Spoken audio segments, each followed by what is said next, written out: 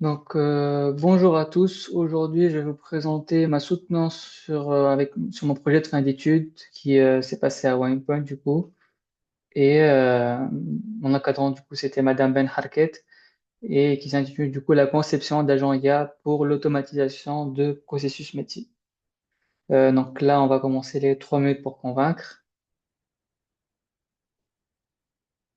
Comme vous le savez, depuis à peu près 3 ans, 3 ans et demi, il y a eu une grande émergence des modèles de langue. Et il y en a eu plusieurs qui ont été développés, dont le principal, c'est ChatGPT, que l'on utilise beaucoup.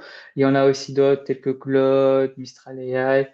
Euh, donc, ce sont des grands modèles de langue qui permettent notamment de nous aider au quotidien sur plein de tâches. Et aussi, d'autre part, pour les ESN qui sont présentes en France, on a un besoin croissant d'automatiser nos processus métiers afin de garder des performances compétitives. Comme vous le savez, du coup, on a actuellement, aujourd'hui, il existe deux types d'IA. Donc, les IA qu'on nomme des IA classiques et qui génère du texte brut notamment. Et on pose une question, ils répondent et ils sont peu connectés aux outils métiers. C'est ce qu'on peut observer quand on utilise typiquement ChatGPT. Et on a les IA dites agentiques. Et c'est le nouveau type d'IA. Enfin, ces IA-là, qu'est-ce qu'elles font? C'est qu'elles vont pouvoir raisonner et agir concrètement. Elles vont agir sous forme de boucle. Elles vont d'abord penser, puis elles vont agir par exemple, en fonction de ce que l'action qu'elles jugent la plus pertinente. Elles vont ensuite observer, puis ajuster une action et agir en conséquence, encore une fois. C'est sous forme de boucle, du coup. Ces IA dites agentiques sont connectées aux outils métiers, contrairement aux IA classiques, et c'est ce que nous, on va utiliser concrètement. Du coup, la problématique de mon PFE, ça a été de comment concevoir et déployer des agents IA capables d'interagir de manière fiable, sécurisée et maintenable avec les systèmes d'information de l'entreprise, qui est OnePoint. Un petit point pour revenir encore pour pourquoi c'est important justement le développement de ces IA, de l'agétique AI. Concrètement, du coup, comme on l'a dit, elle permet d'automatiser les processus métiers complexes, et ce qui va permettre notamment un gain de temps pour ceux qui travaillent dans l'entreprise. On va pouvoir aussi réduire les erreurs humaines puisque l'IA va permettre de contrôler en quelque sorte ce qu'on va faire. Si on va pouvoir ces IA génétiques, on va pouvoir les utiliser, les réutiliser et même du coup les donner en tant que produit pour des clients notamment. Donc voici la fin des 3 minutes pour convaincre. Euh, concrètement, dans ce PFE, comment est-ce que moi j'ai fait justement pour répondre à la problématique que j'ai justement? Concevoir et déployer des agents IA fiables.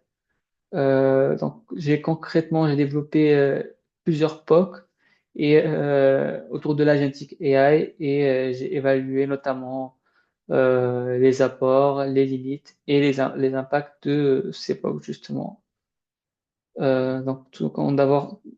Durant cette présentation, qu'est-ce qu'on va voir? On va voir d'abord le contexte et le cadre de mon PFE. Ensuite, on va voir qu'est-ce que j'ai réalisé concrètement. Donc, c'est l'époque que je vais vous montrer.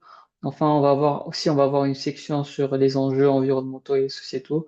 Enfin, on va avoir une partie plus personnelle à propos du bilan de mon PFE ainsi que de mes perspectives futures. Voilà. Donc, concrètement, moi, du coup, j'ai travaillé à OnePoint. OnePoint est une entreprise est une ESN. Je pense, plusieurs stagiaires sont passés avant et ont travaillé à OnePoint. C'est une des entreprises qui embauche le plus chez Insalian. Concrètement, c'est une entreprise de conseil en transformation en digital. Elle travaille dans le secteur du conseil numérique, qui est un secteur fortement concurrentiel, où l'IA est devenu un levier stratégique de différenciation et non plus un simple sujet d'expérimentation. Au sein de OnePoint, j'ai intégré la communauté Tech Studio, qui est le pôle spécialisé dans le développement logiciel. Le rôle que j'ai eu concrètement, c'est le rôle de développeur IA, où, comme je vous l'ai dit, euh, j'ai fait plusieurs proof of concept et j'ai exploré des solutions autour de l'agentic AI. Donc, si vous regardez un peu la mission que j'ai eue de ma convention stage, vous verrez qu'elle n'est pas la même que celle que j'ai actuellement. En effet, la mission que j'avais au départ était une mission qui était interne à l'entreprise et OnePoint ne voulait pas, en tant que stagiaire PFE, que j'effectue une tâche interne. Il voulait que j'ai un contact client pour que je puisse mesurer en soi mes compétences sociales de gestion avec un client, de comment procéder avec lui. Du coup, j'ai été migré vers une grosse mission que j'allais établir avec Safran, du coup.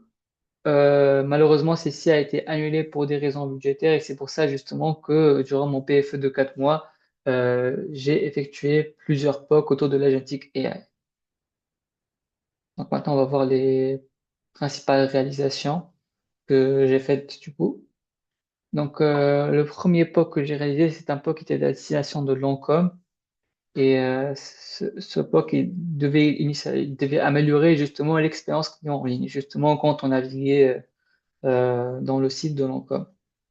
Donc, concrètement, du coup, en quoi consiste ce POC? Ce POC consiste à recommander des produits adaptés aux caractéristiques du client et aussi pouvoir donner des informations précises sur la disponibilité des produits. On pouvait notamment répondre à des questions pratiques concernant l'usage et l'entretien de produits. En gros, c'est un petit compagnon pour Lancôme, pour les clients de Lancôme, justement, pour les aider à mieux choisir leurs produits. Donc, avant de pouvoir parler plus généralement de ce que j'ai développé, on va faire une petite revue documentaire où on va explorer notamment le principe du RAG, que l'on appelle le Retrieval Augmented Generation. Donc le RAG, concrètement, c'est quoi? Le RAG, c'est en fait, on va ajouter du contexte euh, dans notre prompt. Donc on va ajouter, on va dire, de la documentation qui est pertinente. Donc, comment est-ce qu'on va faire ça? On a une base, enfin, des documents internes à l'entreprise qui pourraient nous être utiles et que l'on va appeler ici les chunks et on va les encoder. Donc, les encoder, c'est quoi? C'est en gros, on va les passer à un modèle de langue qui va transformer ces textes-là en un vecteur, justement. Un chunk, c'est quoi? C'est une partie du document. Donc, du coup, on va obtenir cette chunk. Cette chunk, on va dire vectorisée. Et donc, chaque chunk sera associé à un vecteur. D'autre part, on aura la requête, qui sera le prompt que nous, on aura posé, la question que l'on va poser ou la requête que l'on va poser au LLM. Cette requête-là va être aussi passée à un encodeur. Le même encodeur que l'on aura utilisé pour notre chaîne vectorisée. On aura du coup une requête vectorisée et par la suite, on va faire une requête de similarité pour savoir quelle requête est la plus similaire euh, à notre chunk. Donc, on va faire une requête de similarité entre notre requête et chacun des chunks vectorisés et on va obtenir les n chunks les plus similaires à la requête. Donc, ça peut être un, ça peut être 2, ça peut être 3, etc. Et en fonction du nombre de chunks que l'on va vouloir mettre dans notre contexte, on va les insérer par la suite dans notre contexte, du coup dans le prompt, et on va obtenir une réponse.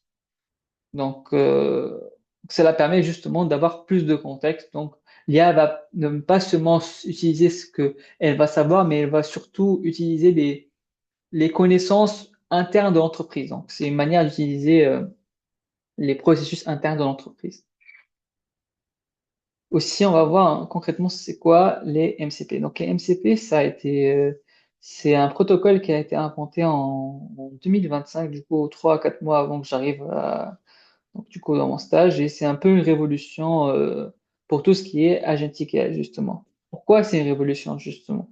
Parce que avant, quand on utilisait des outils justement pour un LLM, ce qu'on faisait, c'est qu'on l'adaptait à chaque LLM. Donc, à chaque LLM, on devait justement faire la connectique nous-mêmes. Donc, si par exemple, nous, on voulait insérer l'API, je sais pas moi, de Drive, une API quelconque, qu'on soit genre GitHub, Drive, donc, du coup, on devait passer par on devait nous-mêmes faire ceci. Et du coup, c'était très pénible. Et maintenant, en fait, avec l'invention du MCP, justement, des serveurs MCP, ce qui se passe, c'est que justement, on a un serveur qui est déployé. Et justement, le LLM, il va aller se connecter à ce serveur. Donc, il va aller faire un requête HTTP à ce serveur. Et le serveur, justement, lui, va donner la réponse. Donc, concrètement, en fait, Maintenant, avec un LLM et un simple serveur MCP que l'on peut, nous, ne pas avoir développé, justement, eh ben, on va pouvoir utiliser des API de façon plus simple. Donc, la connectique en soi à nos outils sera plus simple à faire. Voilà pour la revue de commentaires. Maintenant, on va voir l'agent IA qui a été développé, justement. Cet agent IA, vous avez le schéma, justement, devant vous. Donc, on a d'une part un serveur MCP qui est présent ici, la mémoire, justement, pour que l'agent il puisse savoir ce qui lui a été dit auparavant. Et on a, du coup, un vecteur, enfin, une BD vectorielle, ce qu'on appelle une base de données vectorielle et qui du coup va stocker nos chunks justement dont on a parlé avant. Alors du coup, quels ont été nos chunks hein, pour le coup? Alors nos chunks, ça a été justement le site internet de Lancôme. Donc ce qu'on a fait, c'est qu'on a utilisé un outil qui s'appelle Scrap4AI. Cet outil, qu'est-ce qu'il va faire? Il va transformer le HTML du coup en Markdown parce que du coup, ça va être plus facilement lisible par notre LLM. On va avoir des meilleures réponses, une meilleure qualité de réponse. Par la suite, justement, chacun des chunks vont être vectorisés et on va stocker ces chunks-là dans une base de données vectorielle. Donc, concrètement, une base de données vectorielle, elle va servir justement à pouvoir retrouver d'une façon plus rapide les chunks que l'on va avoir justement avec des optimisations dans la base de données, avec des index notamment. Et donc, du coup, l'agent IA va par la suite aller requêter sur cette base de données au besoin, justement. Donc là, comme on voit ici, si l'agent peut utiliser l'outil RAG, peut utiliser le serveur MCP, peut utiliser les deux, c'est au besoin, justement. Donc, du coup, aussi, notamment, on a inséré une petite description de quand est-ce que des outils qui sont présents dans le serveur MCP et de quand utiliser justement notre base de données vectorielle, donc les chunks. Donc, du coup, le serveur MCP, à quoi il a servi justement? En fait, du coup, qu'est-ce qu'on a fait? C'est qu'on a développé une base de données tampon justement, parce qu'on n'avait pas accès à la base de données interne de l'Encom. Et du coup, c'est la base de données dont vous voyez le schéma ici. Et notre objectif, c'était de permettre à un LLM de formuler des requêtes complexes sur la base de données via des outils exposés par un serveur MCP. Donc, du coup, la première approche qu'on a eue, c'était de faire des requêtes SQL paramétrées. Donc ici, par exemple, si on veut chercher, je sais pas moi, un parfum, le parfum X, par exemple, eh ben, on va faire un select nom égale X ici. Donc, on va faire des requêtes SQL paramétrées et ce paramètre-là, il va être décidé par le LLM. C'est lui qui va décider quoi insérer justement. Donc, justement, on a fait plusieurs outils. Donc, par exemple, rechercher un produit par un an, afficher les promotions liées à un produit, consulter les stocks disponibles pour un produit et suggérer des produits en fonction de la teinte de peau. Sauf que du coup, ces requêtes-là, justement, même si elles sont paramétrées, elles manquent clairement de flexibilité et on peut se retrouver face à des cas où justement le LLM ne peut pas utiliser seulement ces requêtes-là pour agir. Donc, du coup, concrètement, qu'est-ce qu'on a fait? Par la suite, on a donné le schéma justement de notre base de données au LLM justement, et on lui a notamment dit euh, de formuler par lui-même les requêtes. Et on lui a donné justement des exemples de requêtes, ce qu'on appelle typiquement du few shot prompting. Donc justement, en fait, ces exemples-là, ils vont lui permettre de mieux poser ses requêtes. Donc là, du coup, concrètement, en termes d'avantages, là, on a une très très grande flexibilité des requêtes, mais donc notamment, mais ici, mais le problème, c'est que justement, le LLM peut générer des requêtes incorrectes. Donc ici, il va y avoir une itération jusqu'à obtenir une requête qui est valide. Aussi, notamment, il faut faire en sorte que le LLM ne, n'agisse pas sur les données, donc ne fasse pas de write, de update, etc. Donc là, il y a une vérification qui est à réaliser au préalable. Et aussi, on a une difficulté à passer à l'échelle sur des schémas très complexes. Parce que, comme vous le voyez ici, notre schéma de base de données, il est assez simple pour le coup. Il n'est pas très, très complexe. Mais si on utilise, par exemple, des schémas de base de données qui sont très complexes, ce qui peut être le cas concrètement, c'est pas forcément le cas ici pour l'Encom, mais ça peut être le cas et ben, du coup, concrètement, ça va être beaucoup plus difficile. L'élève va avoir beaucoup plus de mal à générer des requêtes. Aussi, du coup, ce qu'on a fait, c'est qu'on a utilisé du full text chart et ce full text chart là, il va pouvoir permettre au lieu de pouvoir justement gérer les fautes d'orthographe d'une personne, par exemple un nom qui va être mal formulé, ceci va être inséré dans les exemples que l'on a donnés au prompt. Typiquement, voici par exemple un exemple de recommandation. Donc là, on a demandé bah, quel produit me conseilles-tu en fonction de ma teinte de peau. Donc là, au préalable, là, le LLM, il a conscience de la teinte de peau de la cliente, justement. Et là, du coup, on a des conseils, justement, notamment.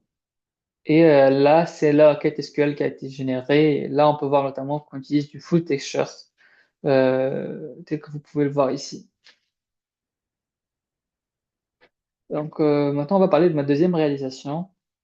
Du coup, là, c'est pas vraiment un POC, mais c'est plus une réalisation, enfin un besoin que l'on avait du coup côté OnePoint. Donc, et qui m'a pris pas beaucoup de temps, mais du coup, je vais en quand même parler. Donc, concrètement, du coup, j'ai développé un serveur MCP pour Salesforce. Donc, Salesforce, c'est quoi? Salesforce, c'est le CRM, donc le Customer Relationship Manager, utilisé par les équipes commerciales de OnePoint. Concrètement, du coup, qu'est-ce que c'est? Du coup, ils centralisent les données, notamment les comptes clients, les contacts que l'on peut en voir de toutes les possibilités, ainsi que les opportunités commerciales. Et du coup, comme c'était beaucoup utilisé par OnePoint, on avait la volonté d'intégrer un agent IA pour interagir naturellement avec ces données. Donc, un premier agent a été développé sous forme de low-code et du coup, en fait, les outils qu'on avait, c'était sous forme de Logic Apps. Comme vous pouvez le voir, là, du coup, il y a un exemple de Logic Apps. Donc, du coup, ce sont des outils qui sont présents sur Azure. Sauf que, du coup, comme problème, du coup, ces Logic Apps, du coup, ils peuvent pas retourner un très grand nombre de tokens et ils ont des difficultés à gérer des requêtes complexes. Du coup, qu'est-ce qu'on a fait? C'est qu'on est passé sur un serveur MCP. Donc, le serveur FCP expose les mêmes fonctionnalités que les Logic Apps. Du coup, moi, ce que j'ai fait, c'est que concrètement, j'ai pris les Logic Apps, donc j'ai pris la logique qui était derrière et j'ai développé pour chaque Logic App, du coup, une fonction pour un serveur MCP que j'ai déployé, du coup, sur Azure. Donc, du coup, là, on voyait notamment des réponses qui étaient plus complètes puisqu'on avait du coup, un nombre plus important de données. Donc, on a mieux exploité les données qui sont dans le CRM. Et du coup, pour ma part aussi, j'ai fait, enfin, c'est une des premières fois que j'ai travaillé sur du cloud notamment. Donc, j'ai déployé du coup ce serveur MCP sur Azure. Et mais du coup, comme problème, enfin, j'ai pas bu beaucoup avancer sur le produit, mais justement, j'ai pu. Mais du coup, un des problèmes qui était justement, c'était l'authentification. Donc, n'importe quelle personne de chez OnePoint pouvait utiliser ce serveur MCP. Donc, il manquait justement les phases d'authentification et de pare-feu qui n'ont pas été déployées. Et du coup, maintenant, on va voir ma troisième réalisation, donc qui était l'évaluation d'une solution low-code d'agents vocaux. Donc là, maintenant, j'ai travaillé avec, du coup, nous, on était les clients et Volubi, nous, qui était une entreprise, une start-up française spécialisée dans les agents IA vocaux, ben, elle voulait nous vendre une solution. Cette solution, justement, c'était ces agents vocaux. Et du coup, c'était une plateforme, du coup, un PaaS qui permettait justement de paramétrer, enfin, de coder ces agents vocaux, justement. Du coup, moi, j'ai créé un POC en utilisant du coup la plateforme de Volubi. Ce POC, justement, il permettait justement d'automatiser la gestion des appels, la prise de... Non, non, du coup, non, non, non. Non, vous devez l'autre faire.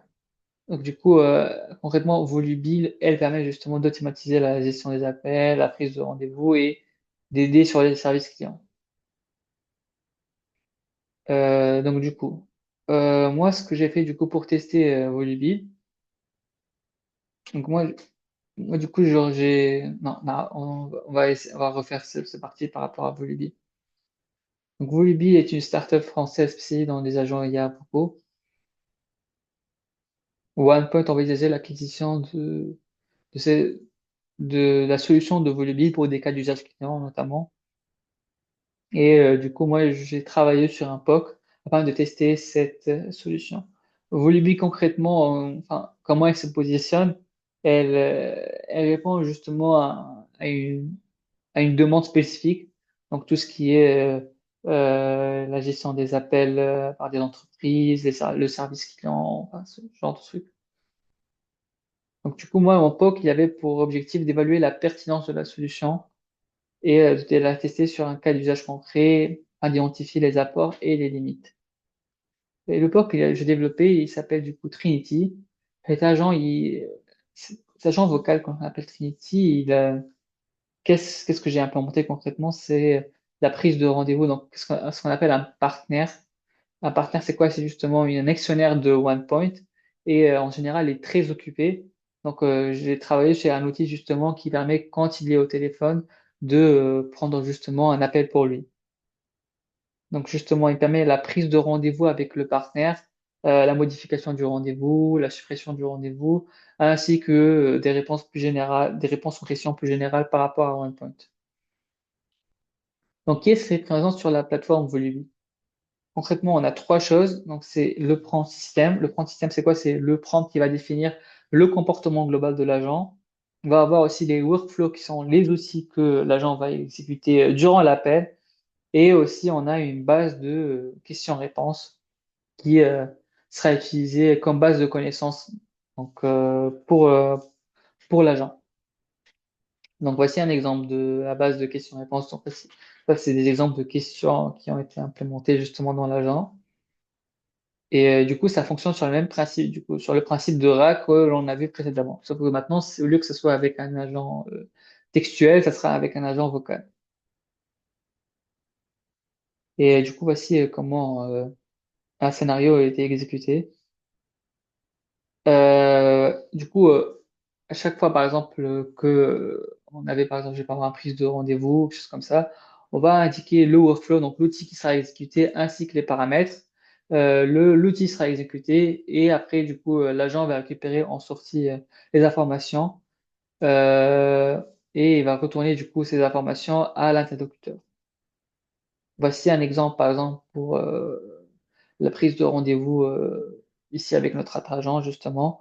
Donc, du coup, par exemple, si on veut prendre un rendez-vous, on va demander le nom, le prénom, l'adresse mail. On va parfois demander d'épeler certaines caractéristiques, ce qui peut devenir assez lourd en vérité, mais c'est obligé pour avoir des informations très précises et correctes, justement, avec notre interlocuteur. Par la suite, par exemple, on va vérifier s'il y a des conflits horaires. Donc ça sera dans le workflow soit l'absence de conflit.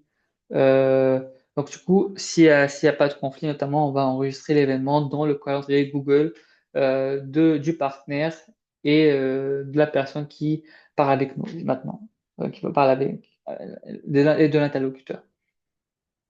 Donc du coup, en tant que Volubi, du coup, moi j'ai jugé avec ce POC, est-ce que c'était pertinent ou pas d'acheter cette solution et voici des avantages que j'ai mentionnés notamment.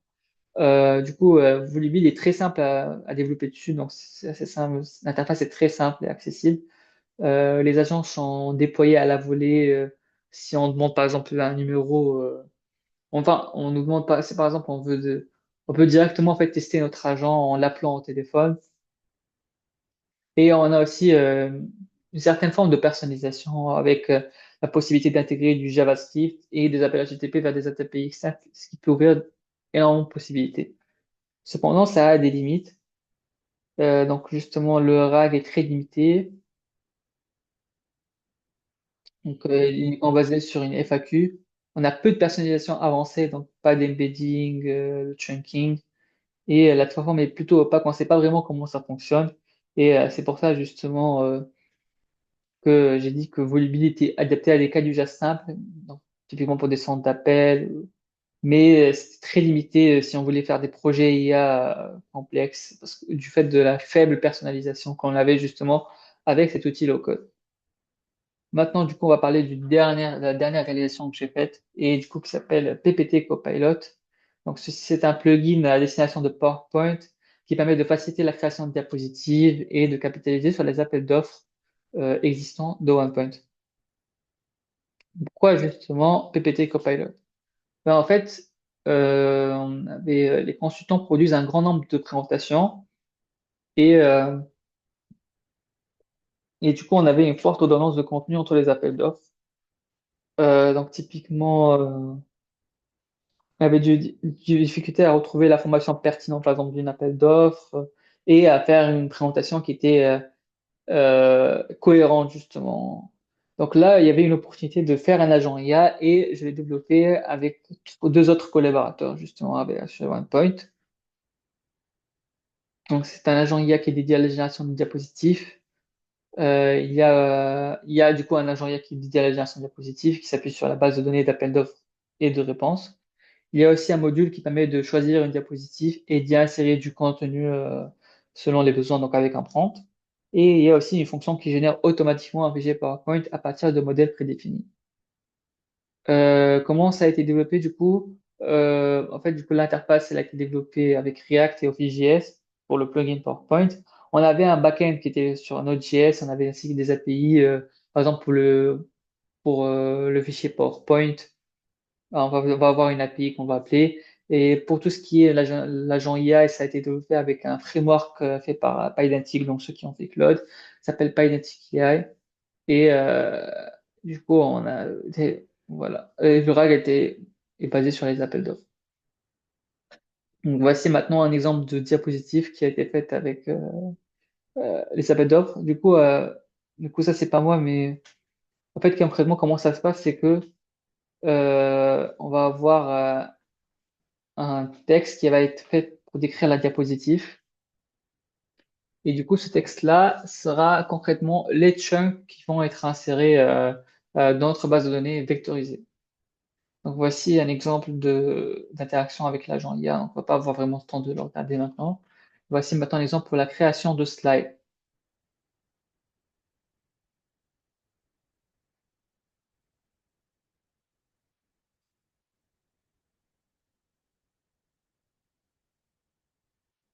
Donc voilà, maintenant par exemple, on va choisir une slide.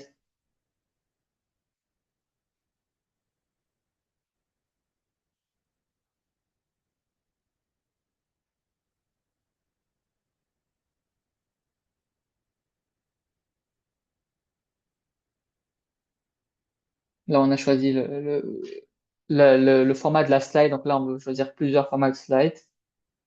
Et là, comment ça a été fait concrètement, c'est que on a indiqué dans chaque placeholder ce qu'on voulait. Donc, si par exemple, on veut insérer par exemple du contenu, un titre, des bullet points. On avait pour projet d'ajouter aussi des images. On peut insérer aussi une phrase d'accroche. Et du coup, voilà, c'est du coup la slide qu'on obtient. Et on a aussi la même manière du coup pour le fichier PowerPoint. Sauf que du coup, en fait, le fichier PowerPoint, c'est un gros template avec un nombre prédéfini de slides. Donc là, par exemple, typiquement, ça, c'est un exemple de slide. Du coup, là, par exemple, on avait pour idée de faire évoluer le module de création slide en ayant un agent qui est spécialisé et qui va avoir une connaissance globale des slides et qui va déléguer la création de slides à un agent spécialisé. Donc, par exemple, l'agent spécialisé par la slide de début, une slide de fin, une slide de comparaison, etc., etc. Et il va pouvoir de lui-même générer le nombre requis de slides et pas avoir un nombre prédéfini de slides tel qu'indiqué dans le template. Maintenant, du coup, on va parler une réflexion sur les risques enjeux environnementaux et sociétaux. Donc là, RSE, du coup, dans le contexte, RSE, du coup, dans le contexte numérique, c'est devenu non pas seulement, le conseil du coup numérique, c'est un secteur qui est fortement concurrentiel, comme on l'a dit, et la RSE est devenue un facteur de différenciation. Non pas et du coup, c'est une exigence qui est dans le client et réglementaire. Et maintenant, on va parler de l'enjeu environnemental, l'agentic AI. Donc concrètement, les enjeux que ça peut avoir, du coup, ce que l'agentix AI. Donc on a une forte crédibilité, un des problèmes qu'on a, c'est une forte crédibilité accordée aux réponses des agents IA. Donc du coup, concrètement, on pourrait ne plus vraiment regarder ce qu'on fait, mais accorder vraiment une confiance aveugle aux agents IA. Donc, du coup, il en vient de la responsabilité de l'entreprise, une certaine transparence de comment ça fonctionne justement cet agent, avec la documentation qu'il y a. Aussi, justement, il ne faut pas donner des informations à tout va à l'agent IA, puisqu'il y a un problème de gouvernance donnée, donc avec la RGPD. Aussi, les gens IA, comme vous le savez, ils utilisent du coup, ils sont du coup déployés sur le cloud, ils utilisent des modèles de langue qui sont très volumineux et du coup, à chaque fois qu'on fait un appel, on fait un appel à une API. Mais du coup, c'est c'est très consommable, c'est très énergivore. Du coup, il faut faire attention à ça justement et ne pas l'utiliser d'une manière peu responsable. Donc du coup, concrètement, voici maintenant, on va parler du bilan de mon PFE. Donc concrètement, du coup, moi j'ai réalisé ce PFE dans le cadre de mon deux diplômes avec Polytechnique Montréal. Et du coup, à Polytechnique Montréal, moi j'ai principalement abordé l'IA sous son aspect bas niveau, donc tout ce qui est la création de modèles, quelle architecture de modèle choisir. J'ai lu plein de papiers de recherche aussi du coup, dans mon double diplôme. Là, du coup, j'ai traité l'aspect IA, mais dans un aspect plus high level. Donc, comment concrètement on va faire pour déployer un modèle, comment est-ce qu'on va faire pour l'utiliser, l'intégrer à des solutions métiers. Donc, c'est un aspect assez complémentaire avec le double diplôme comme moi j'ai eu. Et du coup, concrètement, pour ma suite professionnelle, du coup, le PFE, il s'est conclu et moi, j'ai apprécié concrètement l'entreprise OnePoint et l'ambiance qu'il y avait là-bas. Donc, j'ai choisi de travailler avec OnePoint. Donc, j'ai eu un CDI et je vais commencer prochainement à travailler avec OnePoint. Donc, d'ici à peu près un mois. Voilà, voilà.